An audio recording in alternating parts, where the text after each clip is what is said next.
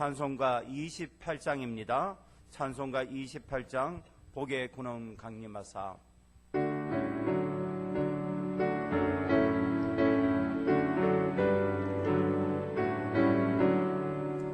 복의 근원 강림하사 찬송하게 하소서. 한량 없이 자비하신 정량할 길 없도다. 천사들의 찬송가를 내게 가르치소서. 구속하신 그 사랑을 항상 찬송합니다.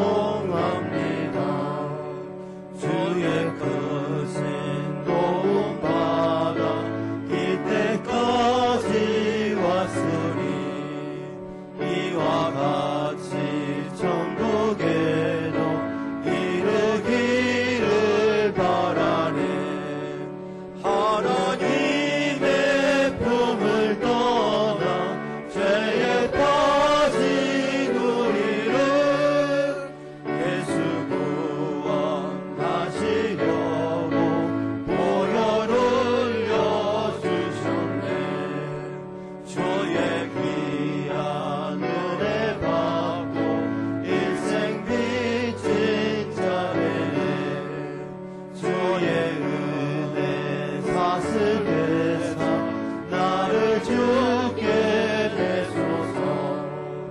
우리 마음은 연약하여 범죄하기 쉬우니 하나님이 받으시고 천국 이르치소서.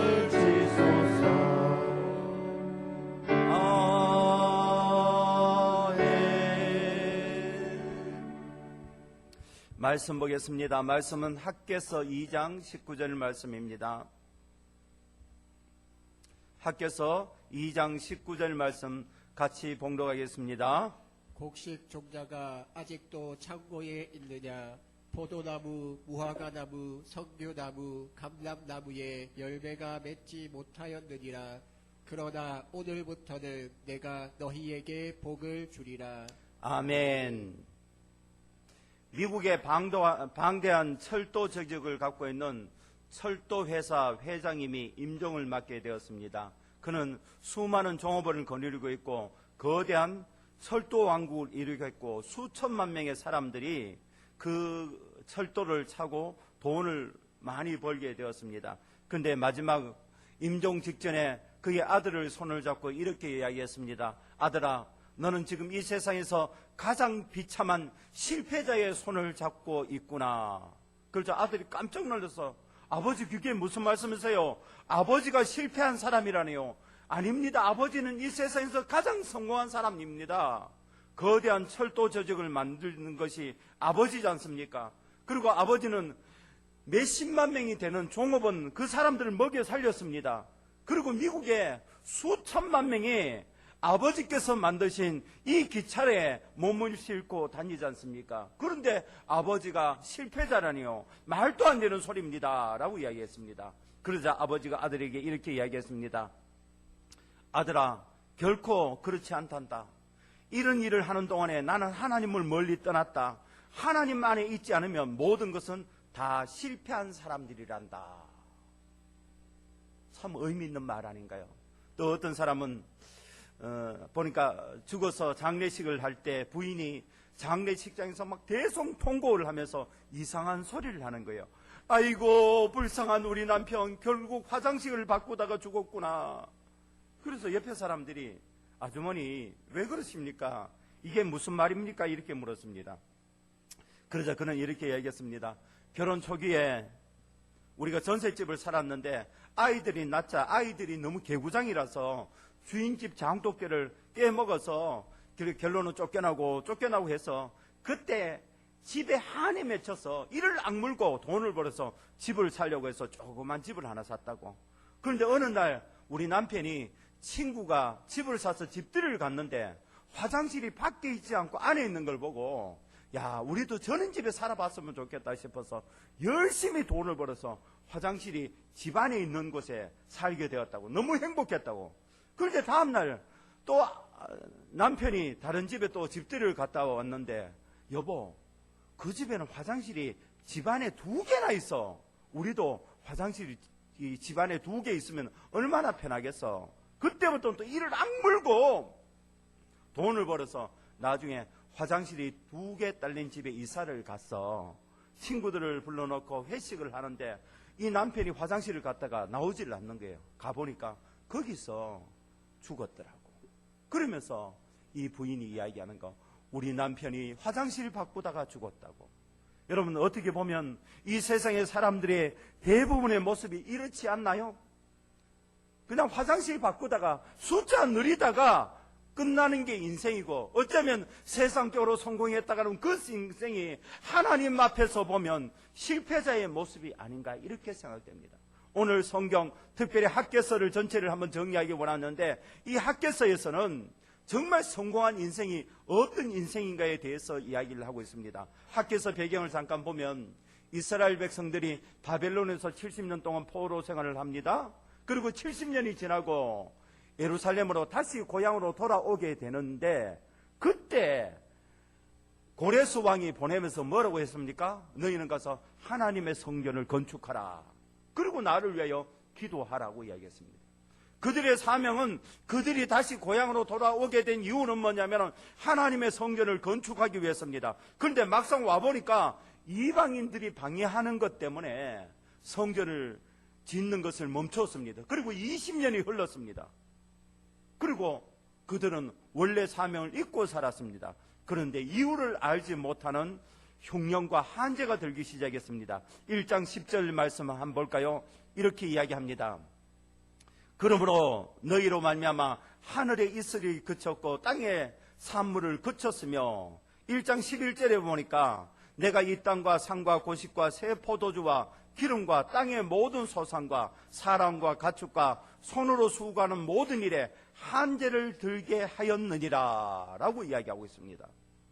오늘날 갑자기 농사를 아무리 열심히 지어도 농사가 되질 않는 거예요. 가뭄이 들고 흉년이 들기 시작하고 한재가 내려서 곡식들이, 과일들이 제대로 열매를 맺지 못하는 거예요. 그리고 1장 2절에는 이렇게 이야기합니다. 만군의 여호와가 이같이 말씀하여 이르노라. 이 백성이 말하기를 여호와의 전을 건축할 시기가 이르지 아니하였다 하느니라. 그러면서도 그들은 날마다 자기 농사 짓는 것, 자기 가정을 돌아보는 것이 너무 바빠서 20년 동안 성전 짓는 것이 중지되었지만 지금은 때가 아니라고. 지금은 때가 아니라고. 지금 가뭄이 들어서 경제적으로 어렵다고. 그러고 주위에서 반대하는 사람 때문에 도저히 할 수 없는 상황이라고 이야기합니다. 그런데 하나님께서 1장 4절에 보니까 이 성전이 황폐하였거늘 너희가 이때에 판벽한 집에 거주하는 것이 옳으냐. 이 판벽한 집이라는 것은 요즘으로 보면 별 것 아니지만 과거에는 최고 부자들이 집을 지을 때, 요즘은 아파트를 생각하시면 되는 거예요. 하나님의 성전, 하나님의 교회는 이렇게 어렵고 연약한데 너희 집은 지금 아파트로 이사가서 잘 먹고 잘 살고 있구나. 아니면 너희 집은 고래등같이 멋있게 잘 지어서 지내고 있구나. 이야기를 하는 거예요. 그러면서 1장 7절에 만군의 여호와가 말하노라 너희는 자기의 행위를 살필지니라. 그러면서 하나님께서 말씀하시는 게 너희 행위를 살펴보라고 이야기합니다. 그리고 1장 8절에 이렇게 이야기합니다. 우리 같이 한번 읽어볼까요? 너희는 산에 올라가서 나무를 가져다가 성전을 건축하라. 그리하면 내가 그것으로 말미암아 기뻐하고 또 영광을 얻으리라. 여호와가 말하였느니라. 여기서 뭐라고 합니까? 너희는 산에 올라가서 나무를 가져다 성전을 건축하라. 말만 하지 말고 행하는 믿음이 되라고 이야기를 합니다. 아이고, 우리 교회가, 우리 성전이 저렇게 됐는데 어쩌나. 교회 건축을 해야 되는데, 성전을 다시 수리해야 되는데, 이렇게 말만 하지 말고 너희가 그냥 산에 가서 나무를 베어와서 움직이라는 거예요. 행하라는 거예요. 그래서 정말 학계 선지자의 설교를 듣고 3개월 후에 이 이스라엘 백성들이 성전의 기초를 놓기 시작했습니다. 그리고 2장 19절을 오늘 처음에 읽었던 그 본문 말씀입니다. 우리 한 목소리를 같이 읽어보겠습니다. 곡식 종자가 아직도 창고에 있느냐? 포도나무, 무화과나무, 석류나무, 감람나무에 열매가 맺지 못하였느니라. 그러나 오늘부터는 내가 너희에게 복을 주리라. 여기서 뭐라고 합니까? 오늘부터는 내가 너희에게 복을 주리라. 언제부터 이야기합니까? 하나님의 성전을 짓기 위해서 기초를 놓기 시작할 때, 여러분, 그들은요, 하나님의 성전을 짓기 위해서 바벨론의 모든 것을 포기하고 예루살렘 이 황폐한 땅으로 온 사람들이었습니다. 그들은 하나님을 향한 열정이 있었습니다. 하나님 앞에 헌신이 있었습니다. 그럼에도 불구하고 뭐라 합니까? 오늘부터는 내가 너희에게 복을 주리라. 실질적으로 하나님의 성전을 짓기 위해서 기초를 놓았을 때, 여러분, 지금 환경이나 재정적인 상황이나 대적들의 문제를 봤을 때 이 성전이 다 지어질지 안 지어질지도 모르는 상황이었습니다. 그럼에도 불구하고 그들은 첫 발을 디뎠습니다. 하나님의 성전에 기초를 그냥 놨다는 거예요. 중간쯤 지은 것도 아니고 다 지은 것도 아니고, 아니 앞으로도 지을 수 있을지 없을지도 모르는 그 상황에서 그들은 내가 할 수 있는 최선을 다했을 때 뭐라고 합니까? 오늘부터는 내가 복을 주리라 라고 이야기를 하고 있습니다. 여러분, 왜 이렇게 성전이 중요합니까? 여러분, 다윗의 생애를 좀 살펴봤으면 좋겠는데요. 다윗은 사무엘 3장 1절에 보니까 사울의 집과 다윗 집 사이에 전쟁이 오래매 다윗은 점점 강하여지고 사울의 집은 점점 약하여 가니라 라고 이야기합니다. 하나님의 사람의 특징은 뭐냐면 점점 강해진다는 거예요. 그리고 하나님의 사람을 대적하는 사람은 점점 약해진다고 이야기합니다. 사무엘라 5장 10절에 동일하게 이야기합니다. 만군의 하나님 여호와께서 함께 계시니 다윗이 점점 강성하여 가니라 라고 이야기를 하고 있습니다. 여러분, 다윗의 생애의 특징을 보면 특별한 것 없었어요. 그런데 그의 삶들이 날마다 점점 강성해졌다고 이야기합니다. 여러분, 역사학자들은 대부분 다윗을 서자 출신이었을 거라고 이야기를 합니다. 그래서 제가 오늘날 교수님께 여쭤봤습니다. 교수님, 박사님, 왜 그렇게 생각하십니까? 라고 이야기하면 근거로 여러 가지가 있지만 사무엘이 이세의 아들들에게 기름을 부으려고 할 때 그 집에 아들 8명인데 7명 와서 기름 부음을 받았다. 여러분, 우리나라에 만약에 지금 시장이나 대통령이 와가 너 자녀들 한번 보자고 하면 어떻게 다 데리고 오잖아요. 그런데 그 집에 아들이 8명인데 7명만 데리고 왔습니다. 막내는 뭐 하고 있었다고요? 다윗은 양치고 있었다는 거예요. 양치고 있었다. 그래서 아마 그것을 봤을 때 서자 출신이 아니었을까. 여러분, 같은 자리에 있으면서 푸대접을 받으면 그 속에 상처가 되지 않을까요? 그러니까 그의 인생이 그렇게 성공적인 인생이 아니었다는 거예요. 뵙고 보잘것없는 인생이었다는 거예요. 그런데 어떻게 하나님께서 그의 삶들 속에 날마다 축복해 주셔서 다윗의 생명에는 점점 강성하여졌더라 라고 이야기를 하고 있을까요? 저는 그 해답을 사무엘하 7장 1절에서 2절에서 좀 찾아봤으면 좋겠습니다. 우리 같이 한번 읽어보겠습니다. 여호와께서 주위의 모든 원수를 무찌르사 왕으로 국에 평안히 살게 하신 때에 왕이 선지자 나단에게 이르되 볼지어다 나는 백향목 국에 살거늘 하나님의 궤는 휘장 가운데에 있도다. 이 뭐라고 이야기합니까? 다윗이 이제 어느 정도 힘이 생겼습니다. 할 수 있는 능력이 생겼습니다. 그러니까 가장 먼저 하는 게 뭡니까? 나는 왕국의 백향목국 가장 좋은 곳에 사는데 하나님의 궤는 휘장에 그냥 텐트 아래 있다. 이가 소망하는 게 뭡니까? 하나님의 성전을 사모하고 있다는 것입니다. 여러분, 다윗의 중심에서는요, 항상 하나님이 있고 하나님의 성전이 가득했다는 것입니다. 여러분, 다윗이 하나님의 성전을 지었습니까? 못 지었습니까? 못 지었습니다. 하나님께서 다윗에게 너는 안 된다고 이야기를 하셨다는 거예요. 얼마나 섭섭하겠어요. 그러면 아야, 나는 안 되는가 보다, 뭐 내 아들이 알아서 짓겠지, 그렇게 이야기할 수 있다는 거예요. 그런데 다윗은 그의 마지막 생애에 보면 역대상 22장 14절에 보니까 내가 환랑 중에 여호와의 성전을 위하여 금 10만 달란트, 10만 달란트가 얼마인지 아십니까? 톤으로 하면 3,400톤입니다. 3,400톤. 은은 100만 달란트, 34만 달란트. 엄청난 3만 4,080톤 정도 이렇게 됩니다. 그러니까 여러분 값어치로 하면 근값어치만 해도 8,100조 정도 된다고 이야기를 합니다. 엄청납니다. 그리고 역대상 29장 4절에도 보니까 뭐라고 해야 합니까? 오빌의 금 3,000달란트의 수는 그렇게 쭉 이렇게 이야기하잖아요. 하나님께서 주신 모든 것을 다윗은 하나님께 다 드렸다는. 여러분 이 액수는 인간이 벌 수 있는 액수가 아닙니다. 어떻게 보면 하나님께서 다윗에게 은혜 주신 그 모든 것을 하나님의 성전을 위해서 드렸다는 거예요. 다윗의 중심은 하나님이었습니다. 하나님의 성전이었습니다. 그래서 여러분 믿음의 사람들 록펠러라든지 믿음의 사람들 특징을 자세히 보십시오. 그들은 여러분 하나님의 성전, 하나님의 중심이 되어 있었다는 것입니다. 그래서 여러분 학개서에도 그 이야기를 하고 있습니다. 다윗의 생애 속에도 가장 먼저 말하고 싶어하는 것이 뭐냐면은 그의 중심 속에 하나님과 하나님의 성전이 가득하니까 하나님께서 폭포수 같은 은혜를 다윗의 생애에 부어주셨다고 이야기를 합니다.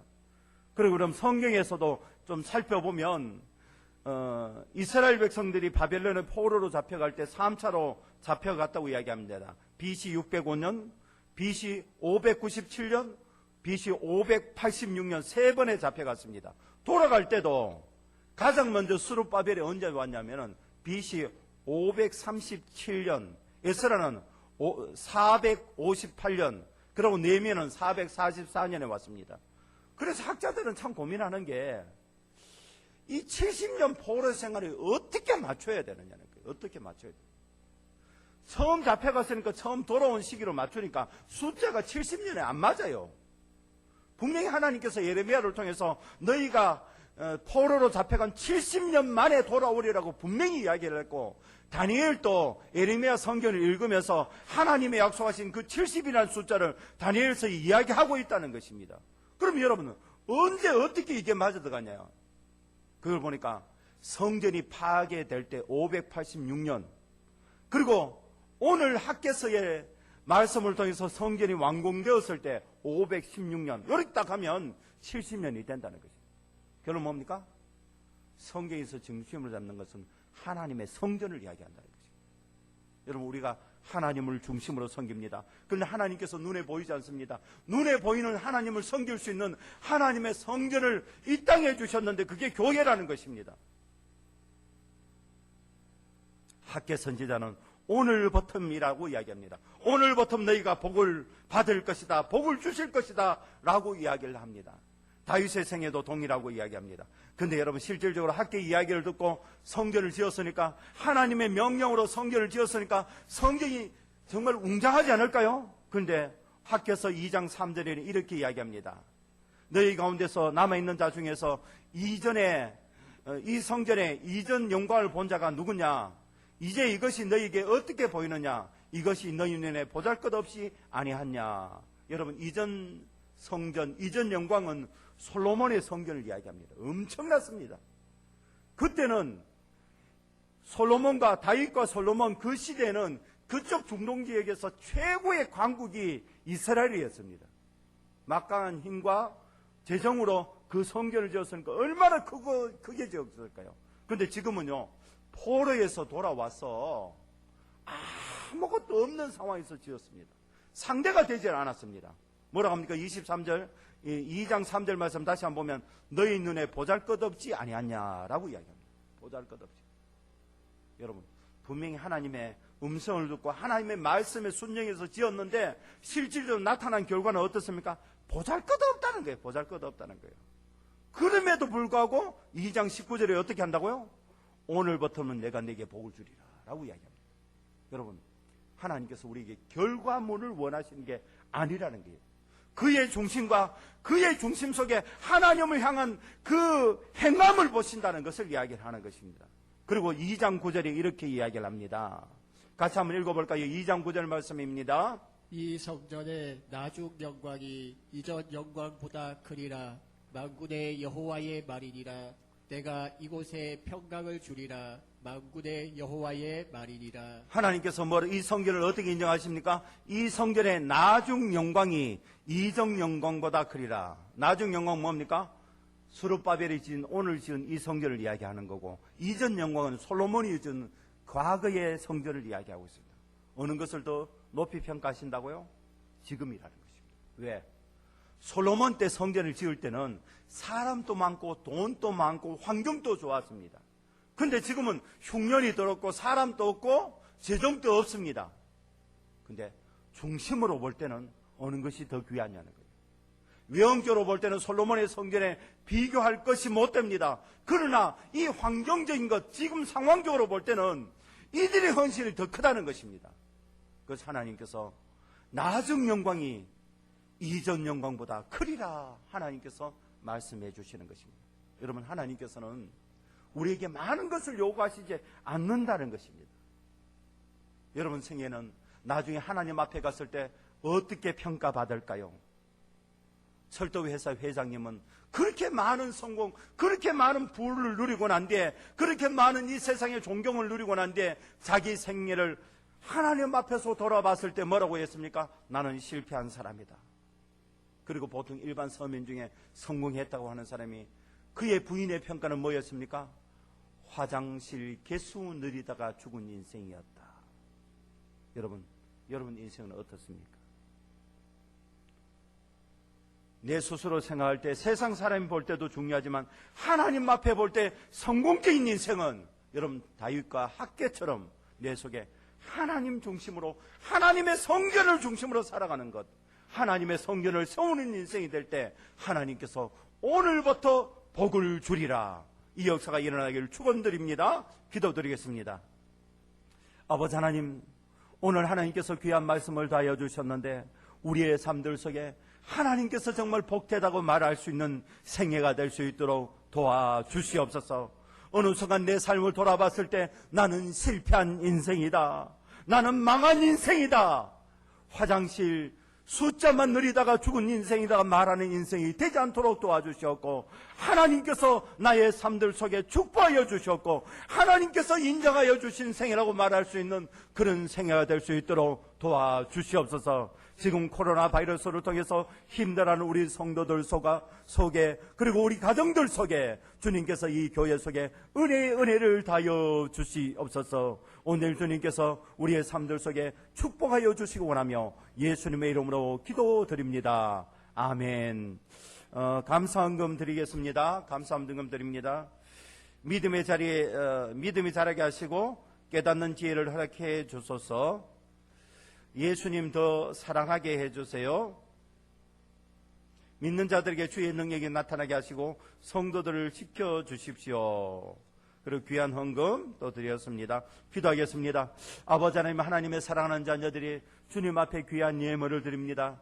11조 예물을 드린 성도들 속에 감사의 예물을 드린 손길에 성교의 헌금과 일반 예물을 드린 모든 성도들 속에 하나님의 은혜가 가득하게 도와주시옵고 하나님의 축복이 넘쳐나는 생애가 될 수 있도록 도와주시옵소서. 이제는 우리 주 예수 그리스도의 은혜와 하나님의 사랑과 성령의 교통하심이 우리 무리들 가운데 이제부터 영원토록 함께 있을지어다. 아멘.